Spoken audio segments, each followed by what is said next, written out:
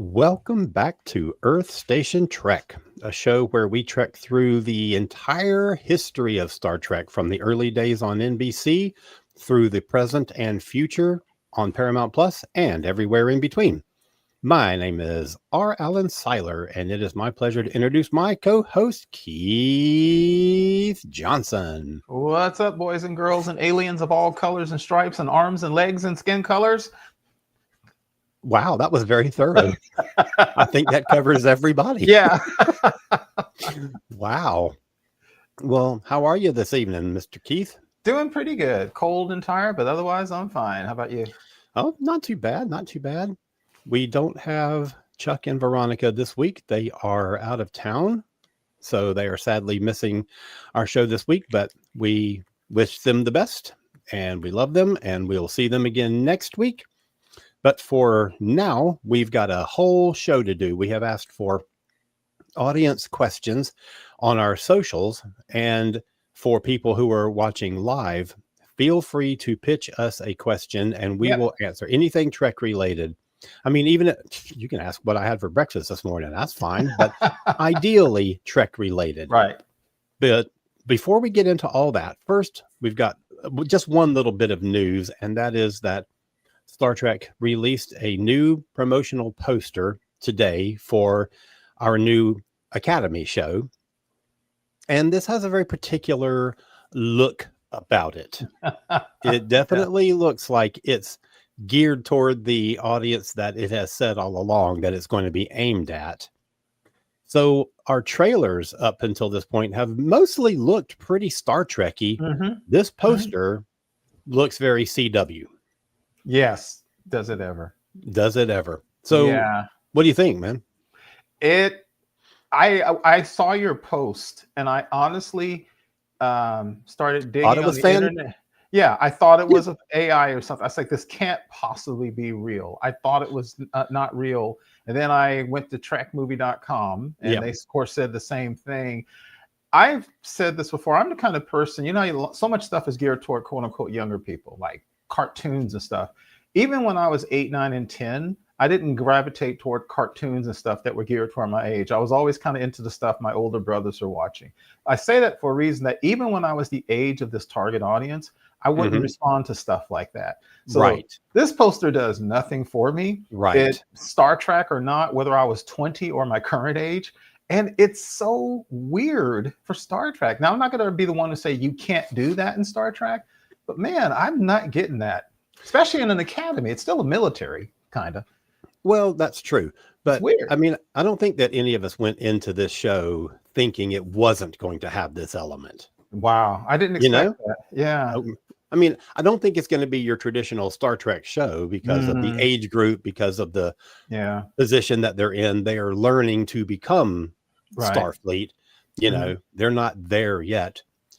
So I don't know. It's going to be interesting. But, when you talk about thinking that poster was maybe fan made, when I first saw it, first of all, it was posted by a friend of mine that does not post stuff that isn't official. So I kind of knew it was, but I was like, I got to check this for myself. So I went to the official Star Trek socials and there it was. They had posted it. So I thought, my gosh. Yeah.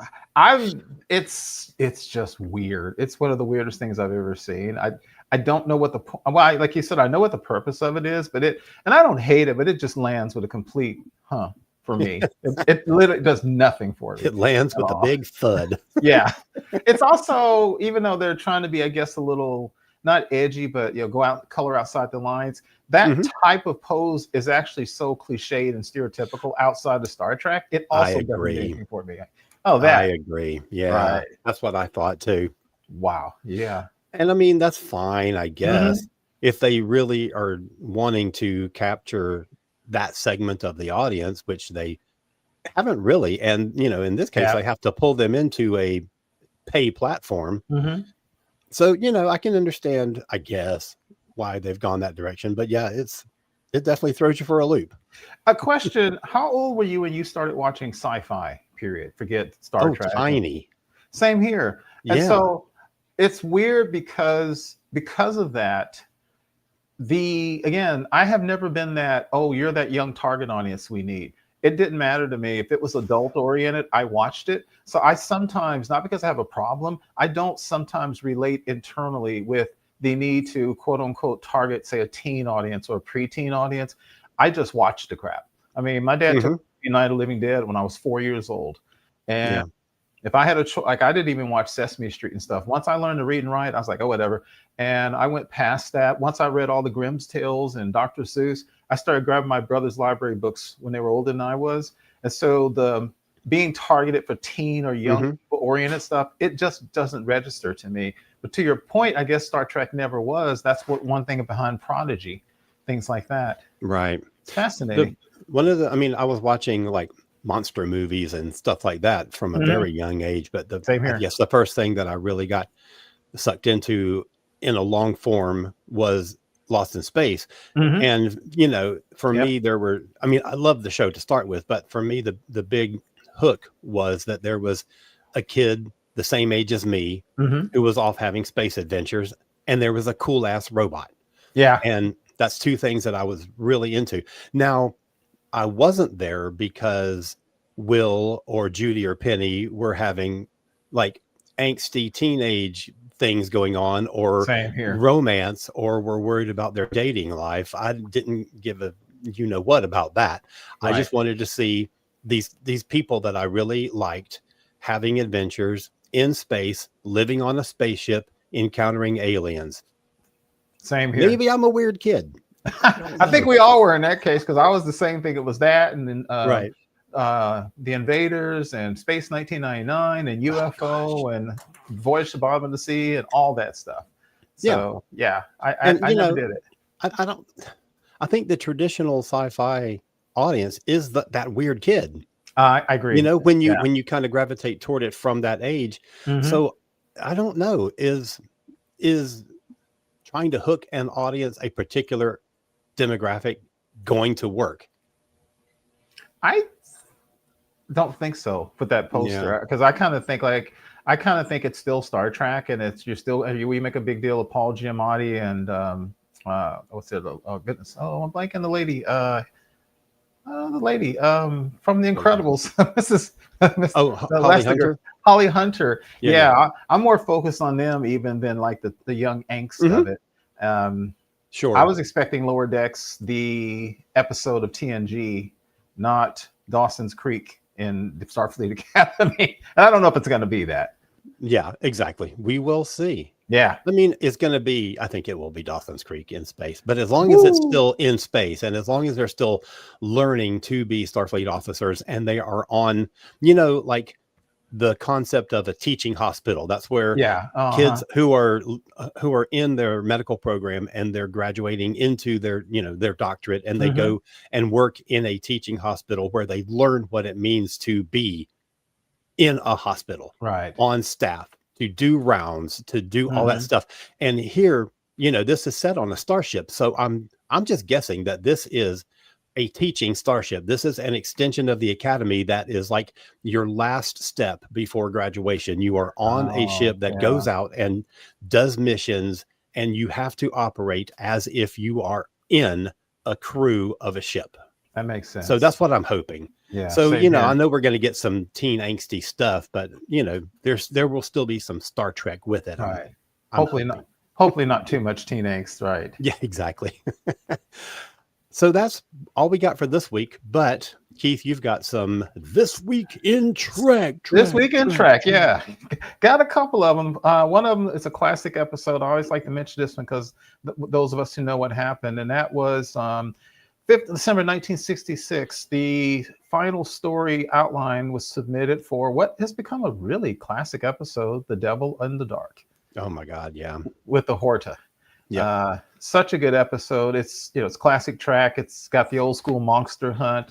It's got the lesson, something that looks different from you. Of course, and let's be honest, the Horta was killing a bunch of people. But then Kirk figures out why. It's a really good episode. And also probably more famous for those inside who know William Shatner's father passed away while they were filming that episode. And I think it was while he and Leonard Nimoy were filming the actual final things of going through the tunnels. And they offered to stop filming that day, but Shatner insisted on finishing out the day, and then he went out and flew off. I guess flew back to go.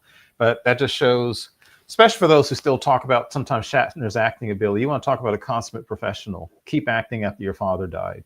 Amazing. Right. Yeah, good one. Another one, and this one is one of three that I found that will fit in our recent themes of AI. 1967 final draft of one of my favorite episodes of all time because of a whole bunch of reasons. The Ultimate Computer, Dr. Richard Daystrom and M5. Love that episode. Love Percy Rodriguez. Not Percy Rodriguez. I got the wrong one. Yeah, that's right. I love the Dr. Daystrom. I've said this. I actually wrote about it in our book. That's one of the most important Black characters for me as a young man back in the day, when if you could look forward to Huggy Bear being a pimp on the street, that's what you had. Dr. Daystrom, a Black man, mentioned as a genius, is fascinating to me. And also, just we're talking about this now, the whole point of the AI computer that glitched and turned into a murderer, but had a conscience. Fascinating episode. Yeah, Great absolutely. episode. Yes, it really is. Yeah, and started an unfortunate, it started a fun meme of Kirk talking the computer to death, because that's one of several times he literally talked the computer into killing itself. And I have always thought it was kind of funny because, at the end of the thing, when Kirk asks M5, he starts telling how he's basically one starship, he killed everybody in the starship. And Kirk says, you murdered the starships. And then he asks M5, what is the penalty for murder?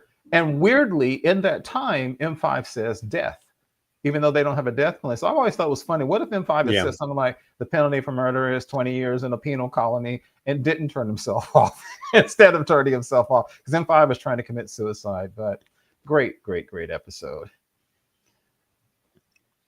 And then it jumped forward almost 20 years. 1988 was the premiere of the TNG episode, back to AI, weirdly, Elementary Dear Data. And the introduction of Sherlock. I think that's one of your favorite characters, right? Sherlock Holmes character. Is you or Charles really likes the character? Moriarty. Sorry, Moriarty. Yeah. I mean, I wouldn't say it's one of my favorites, but I thought it was a cool idea to throw into a Star Trek premise, Right.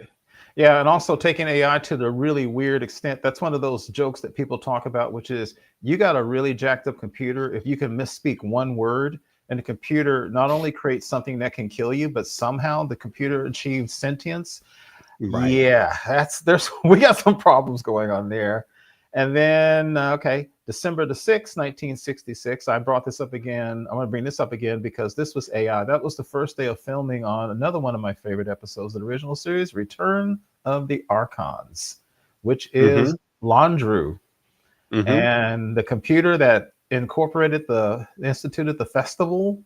And once again, a man builds a computer that imposes what he thinks is, I guess that was Landru's idea. Maybe the computer went nuts, but you had another society in Star Trek being run by a computer, and Star Trek was nothing if not cautioning us against technology running our lives.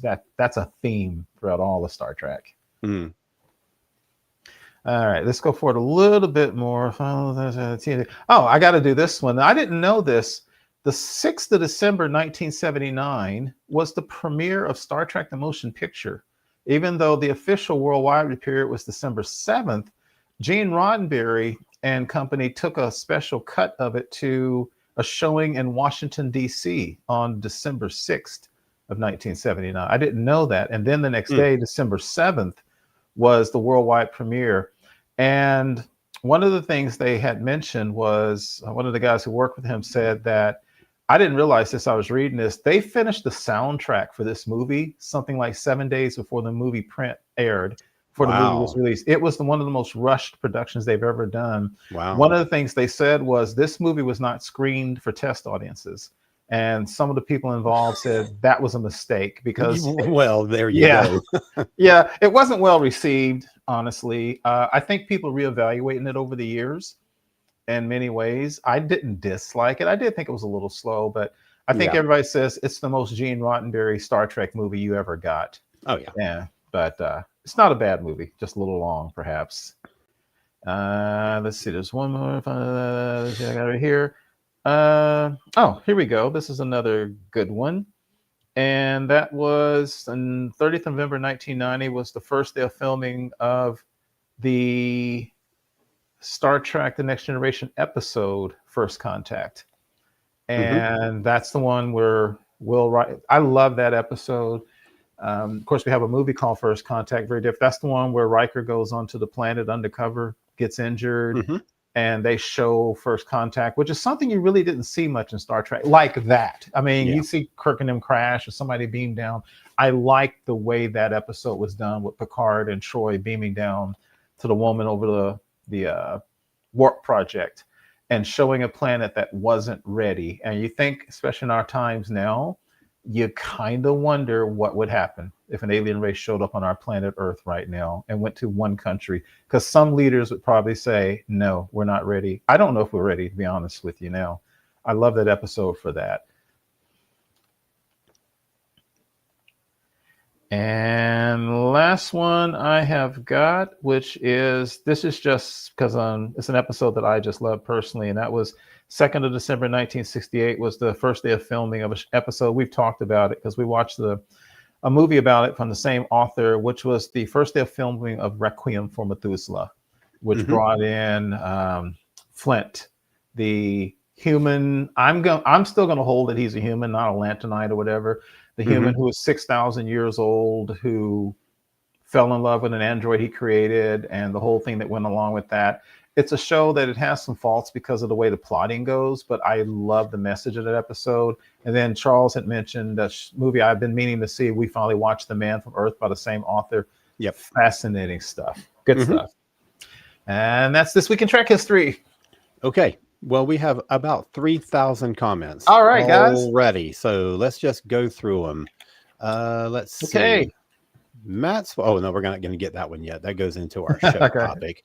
Mark says that the Academy poster is downright embarrassing. When I was young, I wanted to be older. Yeah, Mark, I was going to ask Mark what you thought. Yeah, I agree. I was going to ask Mark what he thought because I felt the same way, and I kind of thought you might feel that way on that one, Mark. Wayne admits that he can't remember anything past 3 minutes. I have no idea what that's in reference to, but that's good.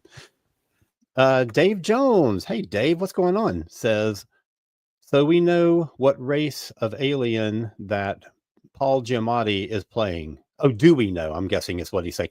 Well, we know that it's half Tellarite, half Klingon. That's all we know so far. And that there's some connection to one of the main cast, like one of the new cast members is kind of like a troubled kid who wants revenge for the death of his mother, and we think that this Paul Giamatti character is connected to that. So we will know more once the first episode airs. Now that I'm looking forward to. Yeah, we got a couple of interesting cross sections of characters in this show. Right. Okay. Elaine says, I was a grown adult before really watching any sci-fi. Okay. So maybe even if they had tried, 9021, whatever it is in space, she wouldn't have been interested then. Right. And I wouldn't have been. Matt says, my 16-year-old son doesn't want to watch YA programming. He's begging us to let him watch Breaking Bad. My parents never censored what I watched as a kid. Of course, back then it wasn't as intense as it is now. Yeah. Okay. Matt also says we need Star Trek, grumpy old captains with retired officers solving murders. That's hilarious. I would watch the heck out of that. Elaine says, like the kids in their ER rotation on the show The Pit. Exactly. The teaching hospital. Yes, exactly. I'm hoping that's what Academy is going to be about, because that's a kind of an interesting, they're not just in school and they're not in service. They're in that in-between stage where they're closing one chapter and about to start their next one. And I think that's going to be a real miss if that's the way it's going. Yeah. Done right, it can be. When I was a kid, I read a science fiction novel about teaching hospital in outer space. Might have been Robert Heinlein or something. But Oh, the cool. concept, like you mentioned, could work. Yeah. Wayne says, I remember the first sci-fi book I read was Lorelei of the Red Mist. Don't know that I don't one, know what Wayne. that is. I thought I'd heard them all, Wayne. You got me on that one. I'm You telling stumped you. both of us. Matt says, no kill I. I love Because, that. somebody had to say it. Yeah. And Matt also says, these are 2 great episodes you're referencing tonight, Keith. Woohoo! Must be the first 2 that you talked about. Devil in the Dark was one, and maybe The Ultimate Computer. Yeah. Mark says, Kirk showing mercy to the quote unquote monster in Devil of the Dark might be the first time I saw a hero spare the monster. Good point, Mark. Especially Yeah, if that you're, is. yeah, especially if you're written in Greek mythology, because Lord have mercy, they kill monsters all the time. Right. Let's see. Matt says, a mad computer sentencing itself to 20 years sounds like a Lower Decks concept. So true. Mark said, boy, these 2 boys are chatty tonight. I say. Mark says, Kirk, explaining the Daystrom thing, Kirk was guessing that Daystrom believed the penalty to be murder. That's true, because it was to be death for a murder. Yeah, because it was his engram, so M5 absorbed his guilt. Yeah. Okay, makes sense. That does make sense, but Yeah. I don't know. You would think he'd know. Right. Anyway, whatever. There is no death penalty.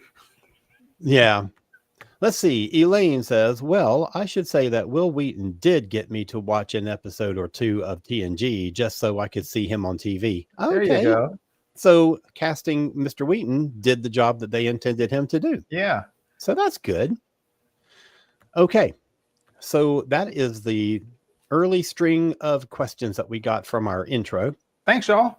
Our topic tonight is going to be whatever the audience is asking us. So for the people who are viewing, put your questions for Keith and I in the comments and we will get to them.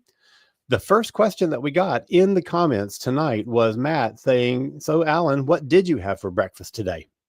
So I will tell you that it was a light breakfast day today. I had a banana and a slice of toast.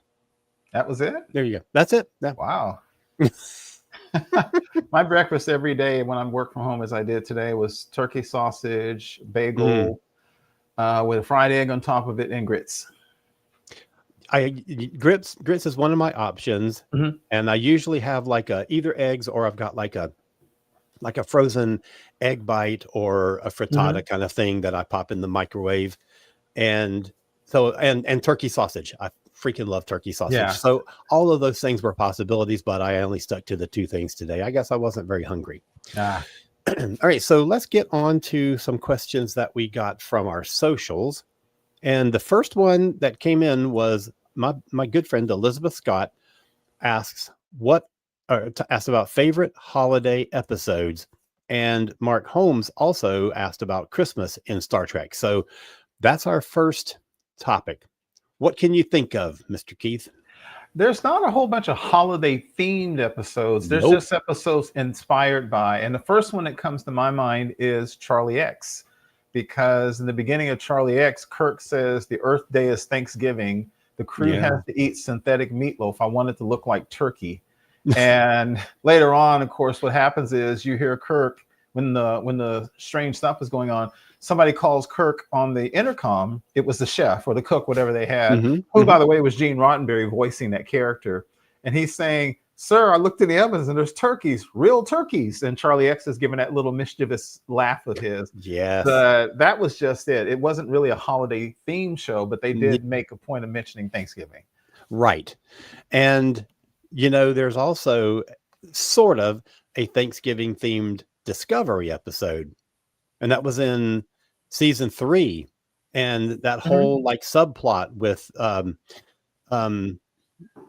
pilot. Why am I blanking on her name? And her PSD comes to a head, and they're like all sitting around the conference table, and they're having their Thanksgiving meal, and all of a sudden it just goes dark. That's right. Yes, I forgot about that. Yeah. And the only Christmas I can think of is in the movie Generations, right? Because when they are in the ribbon, which was the stupidest name ever for a gosh space anomaly, there was some like Christmas scenes, right?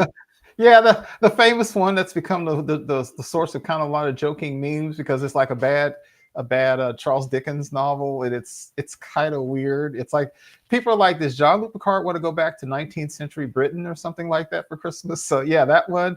And the other one I can think of that's Christmas, again, it's not Christmas themed, but Christmas was mentioned, is Dagger of the Mind from the original series. Yeah. With Helen Noel. And look at her name. Helen Noel was her name. They love to make those little jokes.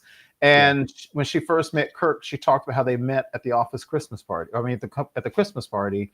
And later on, she does that really weird thing when she's testing the mind altering device, and she turns into this huge love affair between her and Kirk at the Christmas party. But it was just background. It wasn't really. They didn't do holidays and stuff, especially religious, because Gene Roddenberry wasn't, traditional Western Christian. I can't think of a lot of things like that in Star Trek, and they don't do a lot of holidays.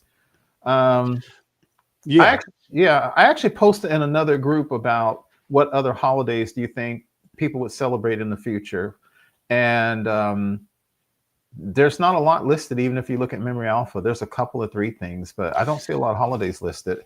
Yeah, and when we have a lot of communities on Earth that are multicultural, where you have Hindu and Christian and Muslim and Jewish and all living together.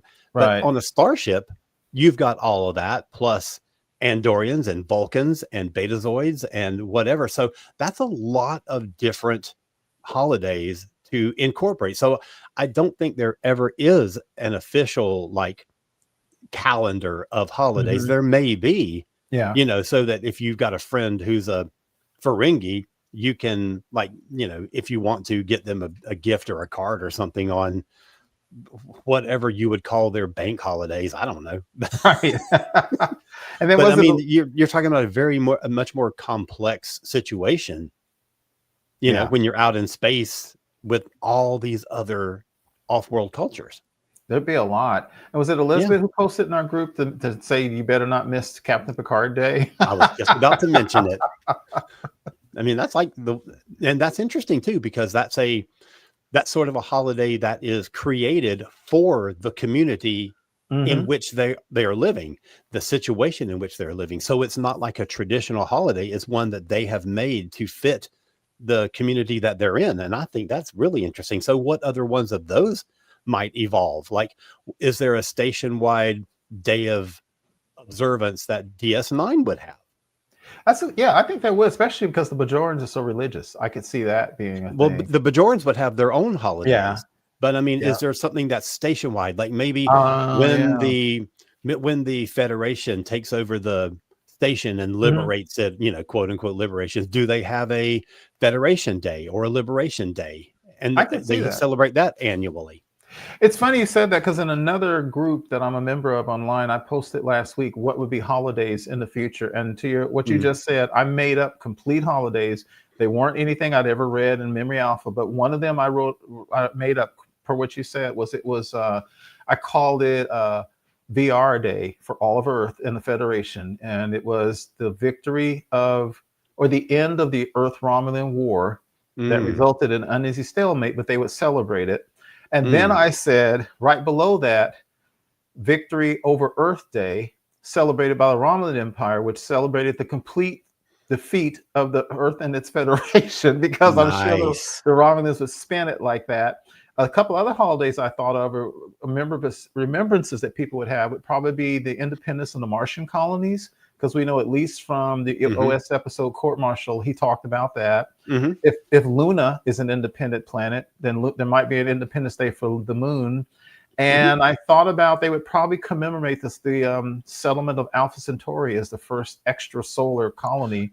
Yes. Because that's a big deal. Yes, that's a great idea. Yeah, I would think so. They do that. Yeah, I'd never thought of that before. But yes, I bet you there is an observance day for that. Right. Wow, that's really cool. Okay, so I got a couple of comments not pertaining to questions being asked, but something we were talking about earlier. The first one is, Wayne says that Lee Brackett and Ray Bradbury wrote the Lorelei novel he was talking about, and he mentioned it because of her relationship to Star Trek. Wayne, you need to write this down. You have stumped both of us who never even heard of a science fiction story. That never happens. I mean, even if I haven't read it. I'll bet you if Charles were here, he would have known. Wow. Because he always does. He reads a lot. And then Elaine says, Keith, your breakfast reminds me a lot of my dad's regular. Every morning, he starts the day with grits and 2 eggs on top. Yeah, I love fried eggs, Elaine. And I leave the pancakes off because they're pancakes. Okay. Mark has a question. He says, which episodes that most people dislike do you love? And he gives an example. I love the Space Hippies episode. Young people dissatisfied with the modern world is very plausible. Mark, you are reading my notes. I had that down. That's an interesting one. That's generally disliked that people like. Well, that most people dislike, but we love. I got to think on that. I thought about that. For the longest time, my answer to that question was that stupid space candle episode with Dr. Crusher. Dr. Crusher, yeah. I've always loved that episode, but it's kind of coming around now where whether it's because they enjoy the badness or because people genuinely like it, there seems to be like a bit of a resurgence for that episode and people are kind of like having a new appreciation for it. But I have always loved that episode. So you've loved it unironically, like unironically, that is correct. Not so bad, it's good. Interesting. No, I loved it. And why is that? I was very surprised to learn that other people did not share my opinion of it. Oh no. I mean, when I first watched it, that the alien who was just really overdoing it with either the Scottish or the Irish brogue, and he was just funny because he was right out of a horror movie. This place is cursed. You cannot stay here. I've always thought it was funny, so bad it's good, funny. But what did you like about it, such that you took it seriously? I guess I should say. Well, I mean, I guess I was at a period where I was really into like the ghost story and the family legacy kind of shtick, like I really loved that kind of thing. And I loved that it was, because you don't get that many of them. I love that it was an episode that focused on Crusher. Okay. And it was something that focused on Crusher, but that was outside of what you would ever expect. Just like the Troy episode where she's kidnapped by the Romulans. This was something that puts Crusher in an incredibly unexpected situation and how she reacts to it. And you learn something about her family history because of it. Yeah. And I thought her performance was I can't imagine how hard it was to act that episode. Because there are some scenes that I would be very self-conscious having to act out. Oh, yeah. The scene where Picard comes in and she's enjoying herself. Yes. You're like, damn, Crusher. Yes. The other thing about that episode, the guy who plays, I think it's Ronan, the ghost in the candle, Duncan Rager is his name, the actor. Yep. Exactly. That guy is so freaking accomplished. He's a painter, a world-renowned painter who has sold several works of art over the years. I think he was like a darn near an Olympic level fencer and stuff like that. He is a truly, truly accomplished man. I mean, just incredibly well-known, great stage actor and so forth. Yeah, you can tell. Yeah, he has something about him. Good actor.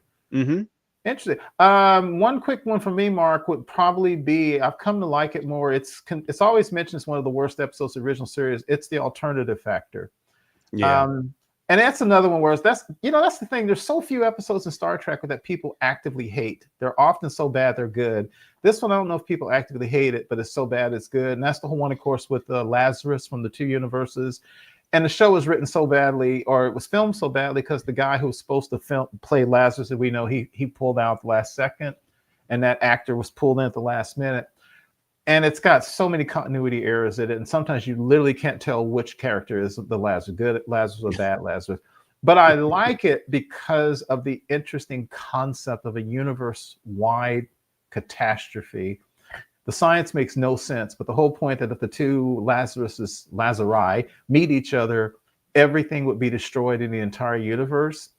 And if you think about in the time where there was a lot of goofy sci-fi in the 60s, even something as simple as Spock and them saying stuff that was so cool for 1960 something, saying that the mass of the planet below them winked out. It went to zero. And the fact that there was time disturbances. Star Trek always threw in a lot of super sophisticated sounding science fiction in a time when they didn't have to do that. I've come to appreciate that show more. Yeah, yeah. I can think of one other one, and it's not necessarily one that people dislike. I just never, ever hear anybody talk about it. So I think it's just a forgettable one in most people's minds. But and I don't remember the name of it because I'm kind of doing this off the cuff. But it's the one where Geordi has to go back to the scene where he and a away team on an earlier ship had been on a planet and people went missing. Yeah, I know that one. And you know, the scene and I think it's a good episode anyway. And the scene that gets me is when they're trying to recreate the scene of the crime, basically, and they use the holodeck to recreate the setting, and they do all this stuff like, well, there's a shadow being cast, so where's that coming from, and whenever, and they kind of like come up with this shadowy kind of figure that's like there amongst them that they never knew was there, and that creeps me out. That was very effective. You're right, because it was quiet, and they reproduced the environment of the planet, so they reproduced it at night. You're right. That was that was effective.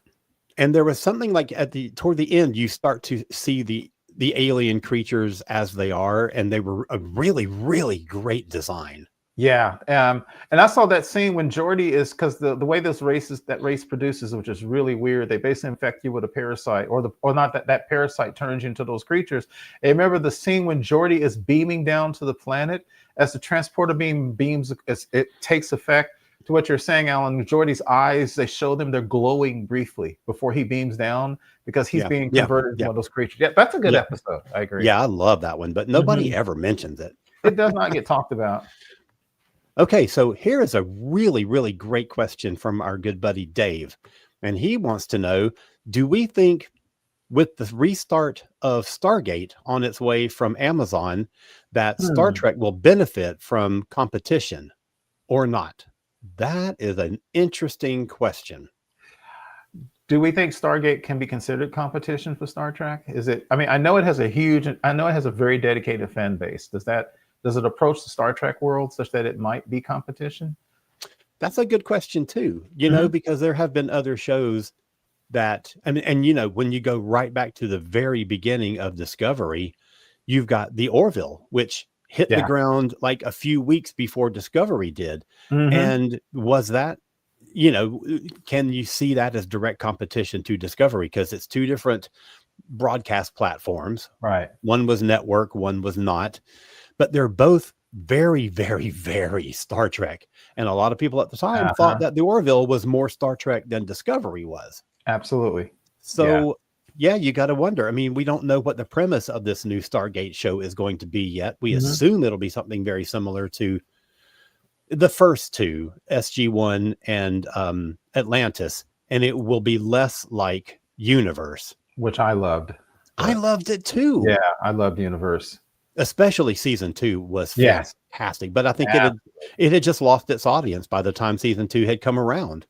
It had, and also what happened, you know, that was when people started talking about getting tired of the so-called grim dark and gritty shows. That's true. Yeah. And it cannot be argued that Stargate SGU was kind of borrowing from or being influenced by the Battlestar Galactica and the darker science fiction of the time.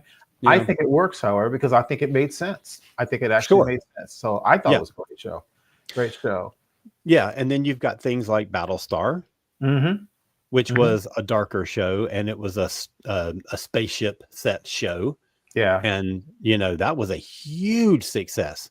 Absolutely. Lost and goodness, there's so many other shows that were going on at the time. I think, Dave, to what you're saying, I don't think they will cannibalize each other, but I think a successful Stargate would help Star Trek and vice versa, because I think well, here we go again. I don't know about non-fans, but for those of us who are science fiction fans, I know when I have one good show like that on, it just gets me excited about watching everything. Yeah, it's like agreed. a smorgasbord. And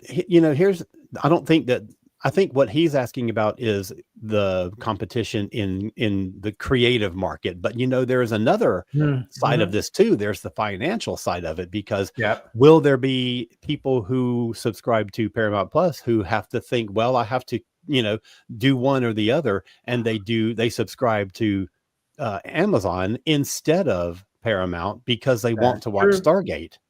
That's true, because one of my older brothers, they're competing for subscription dollars.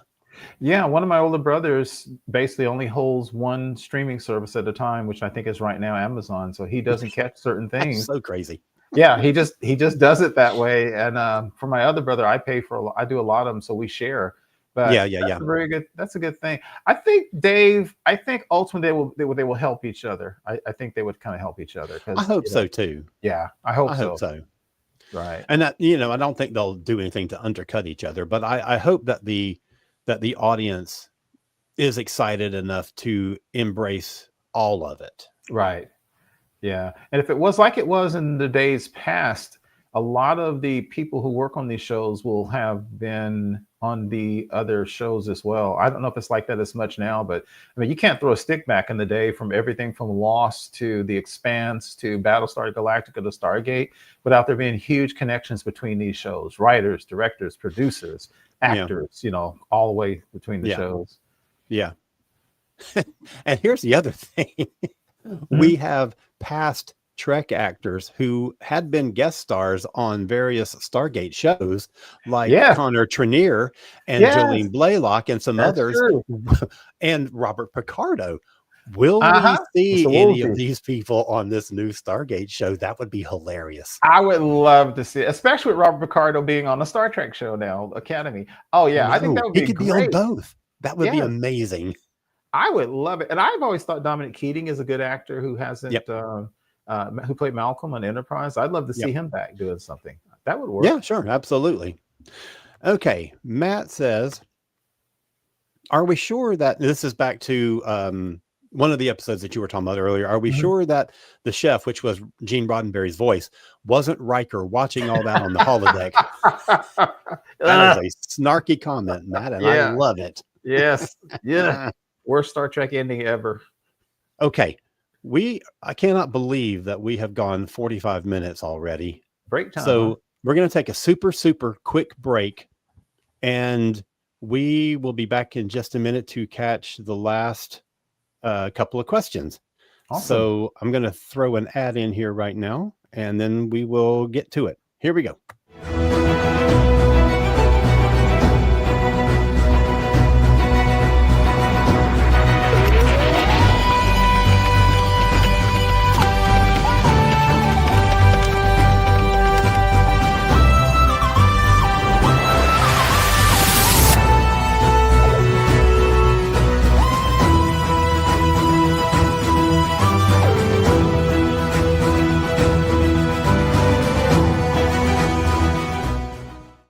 Such good music. I love that music. Yeah. The Doctor Who music. I have on my phone one of those YouTube things I found where they took, they took every Doctor Who opening theme in existence and strung them together in like a 12-minute thing. I love that thing. Love that music. Yep. All right. Questions. Okay. Let's see. Mark says, I love starships. What are your favorite non-Federation starship? That's a good one. For me, it's probably the Klingon battle cruisers, both versions, both iterations. I think it's the D7 from the original series and the newer battle cruisers from the TNG era. I just like those ships. They look big and menacing, and they're kind of elegant. I just like the design of them. Yeah.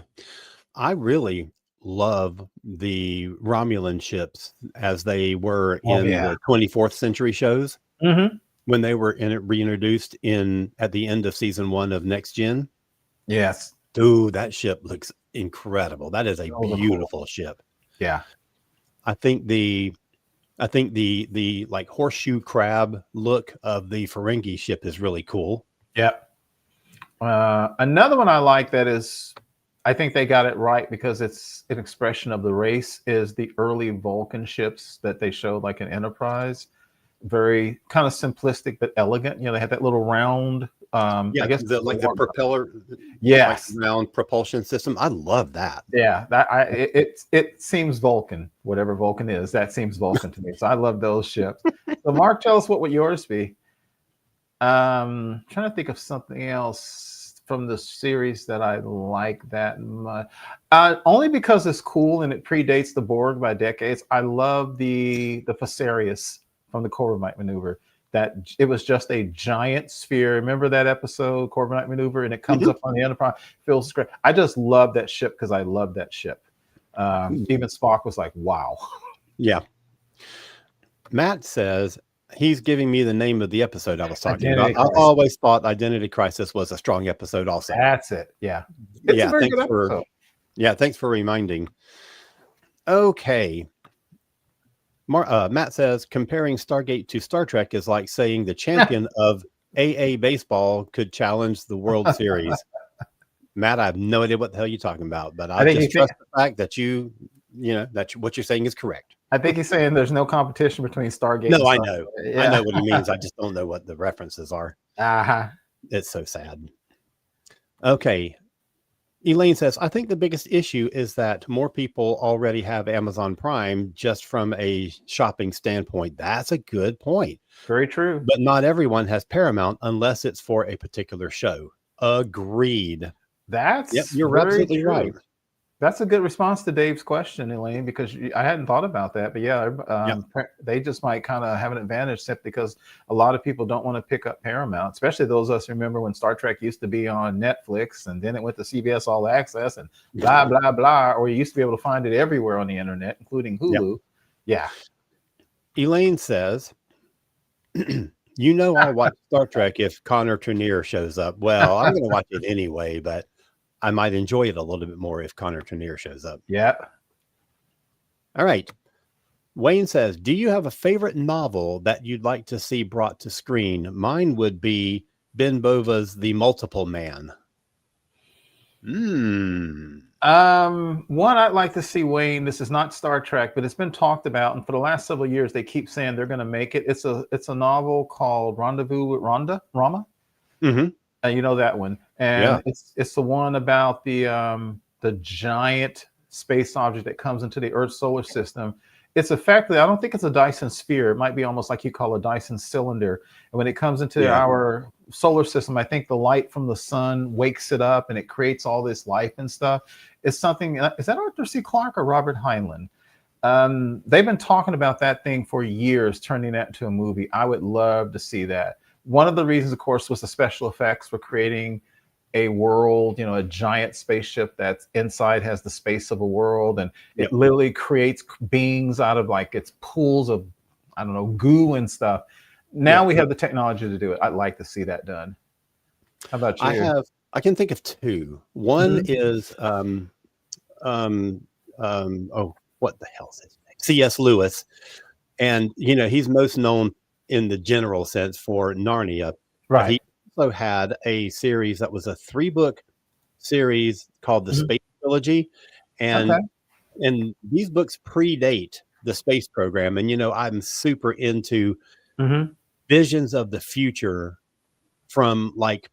how pre-space program, how other planets would be and how you'd get there and how you'd, all that stuff. I would love to see those 3 books done as movies. Actually, I've got 3.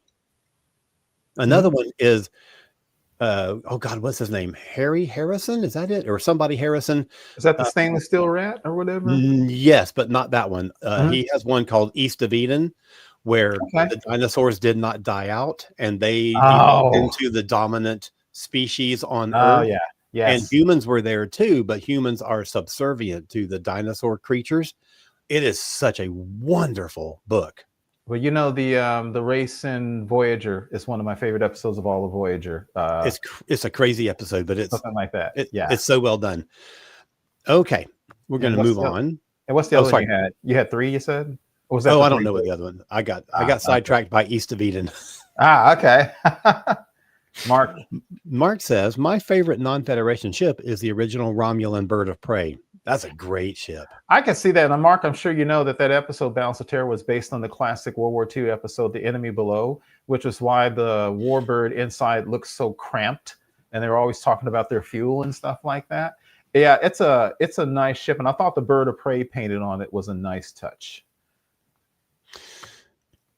Mark says, Star Trek should be on broadcast TV with commercials. Everyone should be able to watch with no paywall. That is important. Completely agree. That is how important this universe is. That's a good question. I mean, a good comment. Completely agree, Mark. Completely agree. It bothers me that people have to pay to watch Star Trek. Dave says, oh, I love Lewis's space trilogy. There you go. One other viewer for these movies that we're going to make. Okay.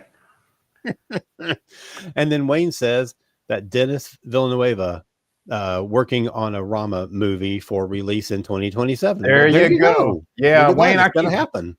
Wayne, I keep hearing about it, and Denny is one of the 2 people I could see doing something like that. The other one, of course, would be Mr. Batman, and now the Odyssey himself. I think Chris Nolan could pull something like that off, because you want people who can think big and who don't think so much in terms of special effects and box office. It's just getting a good movie out. I can see them doing that. And we had one other question on our socials before we started the show that I wanted to save for toward the end. Okay. And this might take a little thought. Okay. But Matt Sweatman basically asked, what other 2 characters could you see being Tuvixed? Wow. Oh my gosh. Yeah, let me not do the obvious one, which would be Spock and McCoy, because that's too much like Tuvok and Neelix. So I'll leave that one out. That would be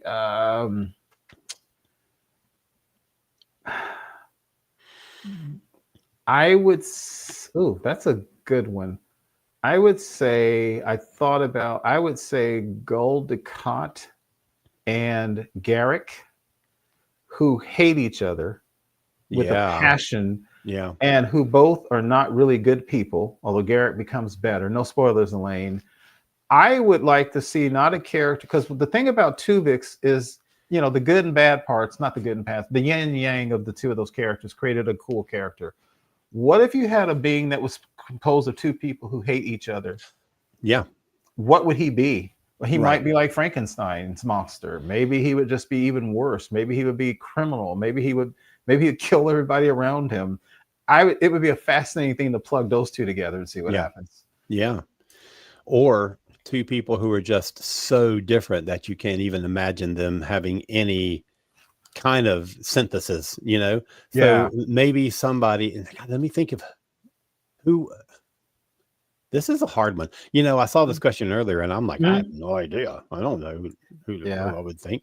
But I'm thinking somebody that's really extreme. So maybe Loxana gets blended. Huh? That's extreme. Yeah, that's extreme. Loxana gets I don't know. Oh, I do know. What if an accident happened? Okay, the episode was Menage a Troy, which I think is the most clever title ever in the history of Star Trek. What if something happened and Loxana was kind of like blended with her Ferengi captor? Oh gosh, Gull, whatever his name was. Oh man, that would be whoa. Yeah, that could get really weird. Yes, it would. And she's giving herself umox and all that's what I was thinking. They're like, why do you keep rubbing your ears? I don't know, but it disgusts me at the same time. Oh God, that's so funny. I can see that. I'm turned on and disgusted at the same time. That would be also Betazoids. Loxana is a very powerful telepath, but Ferengi are proof against telepathy. Yes. So if those 2 powers merged, wow. Yes, that's what I was thinking. Yeah. Because they have a brain structure that Betazoids cannot read. Yep. So she would get in there and she would like learn all the Ferengi secrets. Absolutely, Matt. That's actually a fascinating question because it really kind Yeah. of boils down to it's like with the trill. Can two halves be slammed together like when I'm talking about Gold, Decant, and Garrick? With those halves merged together, would it always have to be a functioning being? As in, would they have to reach an accord? Like what you're saying here with Lawaksana and that Ferengi captain, because she thought he was an odious little toad, basically. Yes. Could they merge and become some healthy being? Which you have Yes. to. Yeah. Good one. Okay, we've got a couple of minutes left, so I've got another one from Dave, and this Dave. is there an alien race that we would like to see on the upcoming the new Star Trek movie that's in development, the Reset?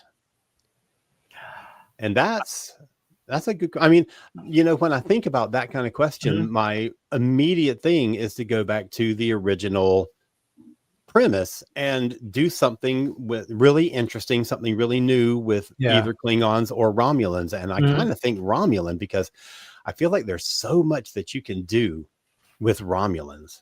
I completely agree. And I still feel, despite all the recent stuff, I still feel in 60 almost years, I still don't think the Romulans have been treated right. I don't think I don't know them yet. I still don't know Romulans. But, I think that's kind of part of what makes them really cool because they are a secretive race.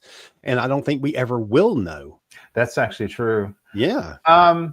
I don't even know how practical this would be, Dave, but a race that just can't get out of my head. And what's the name of the race, Alan, in Discovery for Saru came from? That black, oily looking people that were so scary. Yeah. The Baku, I think, or something like that. Yes. Baku. That literally is one of the best races I've seen in Star Trek. They were creepy. They were like a better version of Armus, the one that killed Yar. Just gonna say that.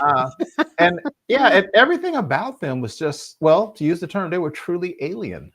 Yes. Not a little forehead ridge and all the other stuff. I'd love to see them somehow worked into this. And Dave, just so you know, one other thing, before what happened recently, I absolutely would have said the Breen, because I loved the Breen as creatures of mystery, and they effed them up with their treatment recently in Discovery. So take that off the list.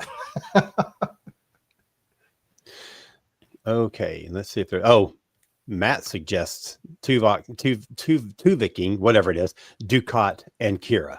See, that goes back to that self-loathing thing. What the heck would happen with those two mixed together? Because I tend to think that inside of Dukat's head is even worse stuff than we saw. And I don't know how Kira would get around that. I don't know how she would reconcile with that. Don't forget I can't ruin it for Elaine. There's other things about Dukat and Kira that we can't talk about. We'll just leave that aside. Matt, it'll take them some time to get to that point, but about the next movie, Elaine says that she would love to see more about Denobulans. That's a good one. I would love to do that. Yeah, absolutely. Yeah, their planet is evidently ridiculously crowded, but they love it that way. Every Denobulan on average has three mates. Yep. And those mates each have 3 people. They love practicing open sexuality, or open relationships. Yeah. They're very interesting people. Yeah, agreed. Yeah. You can definitely explore a lot there. Yeah.